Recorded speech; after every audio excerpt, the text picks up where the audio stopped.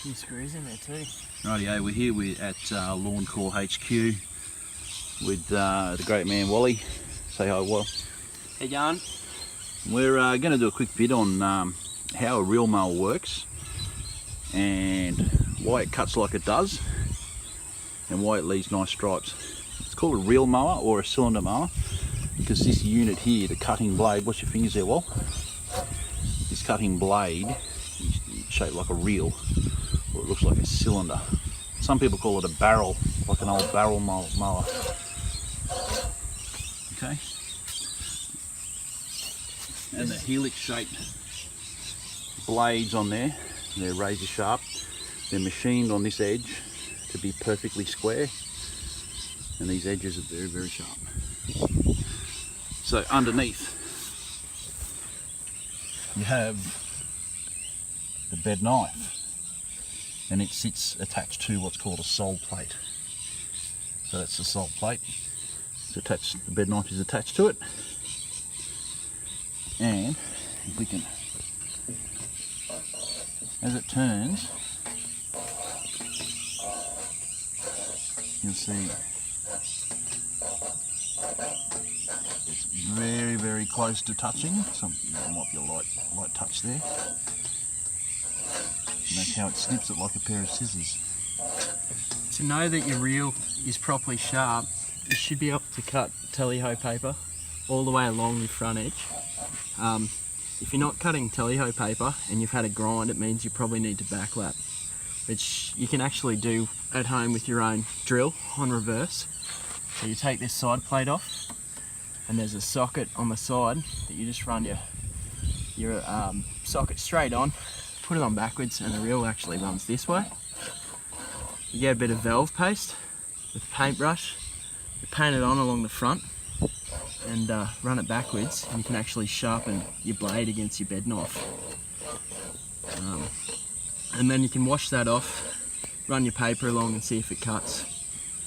If it's not getting contact on your bed knife, you can actually unscrew these nuts up here, and by tightening them, these are reverse, so by tightening them to the right it'll loosen, and tightening to the left it'll tighten. So if you go round this way, you'll actually change the angle, you'll pull your bed knife up, and that'll actually pull it tighter onto your cylinder and actually change the effort that your engine needs to make the reel turn.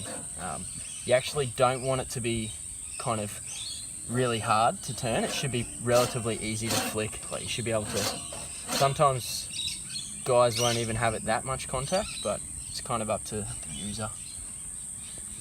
Why do they leave stripes?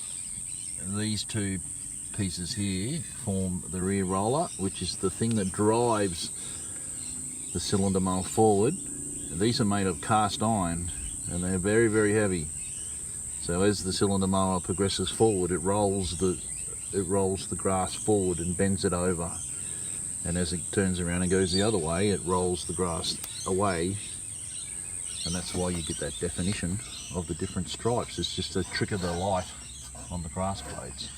Another point to mention is the difference in cutting speed you get between a cylinder and a reel mower or a rotary. So your average home rotary mower would cut probably 20 cuts per linear metre when you're pushing that mower along.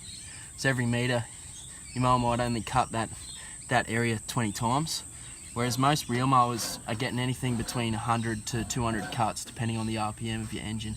So you're getting a lot more frequency of cut. That's why when you start reel mowing, your grass becomes more dense quite quickly. Because you're cutting into those crown, cutting into those leaves a lot quicker, you're getting a lot more branching. And you'll often note that, you know, the quality of cut will improve after, 3 or 4 weeks going from rotary to reel mowing. So in conclusion, it's a very good thing for your grass to reel mow it, to reel cut it, but it is a lot more expensive to do it that way, and the maintenance on the grass is a lot more. So if you don't have the time or the money to do it, a rotary mower is perfect for you. But if you are